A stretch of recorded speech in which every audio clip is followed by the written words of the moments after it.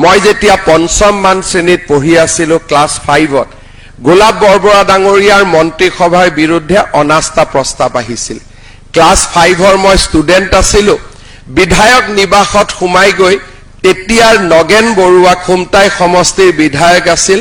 তেখেতৰ পৰা বিধানসভাত সোমোৱাৰ এখন মই প্ৰৱেশ পত্ৰ লৈছিলো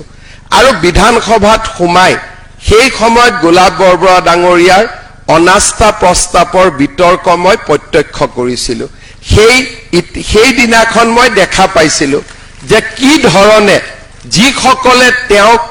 বিভিন্ন কাৰণত তেওঁক বিশ্বাসঘাতকতা কৰিছিল তেওঁলোকে কেনেকৈ তলমূৰ কৰি বিধানসভাত সময় পাৰ কৰাইছিল আৰু তেখেতে বিধানসভাত পৰাজিত হৈছিল পৰাজিত হোৱাৰ পিছতো কেতিয়াও তেখেতে আদৰ্শৰ পৰিৱৰ্তন কৰা নাছিল শিলপুখুৰীত থকা জনতা দলৰ কাৰ্যালয়তে বহি সমাজবাদৰ বন্তি গছি তেখেতে জ্বলাই ৰাখাৰ প্ৰচেষ্টা কৰিছিল আজি অসম চৰকাৰে গোলাপ বৰবৰা ডাঙৰীয়াক শ্ৰদ্ধাৰে সোঁৱৰণ কৰিছে কৃতজ্ঞ অসমবাসীয়ে সোঁৱৰণ কৰিছে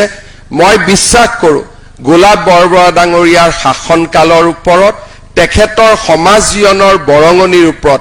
আলাপ আলোচনা হ'ব লাগে যি কেইগৰাকী মুখ্যমন্ত্ৰীৰ শাসনকালত অসমৰ বিস্তৰ ক্ষতি হৈছিল তেওঁলোকৰ বিষয়ে বহু আলাপ আলোচনা হৈছে কিন্তু যি কেইগৰাকী মুখ্যমন্ত্ৰীৰ দিনত অসমৰ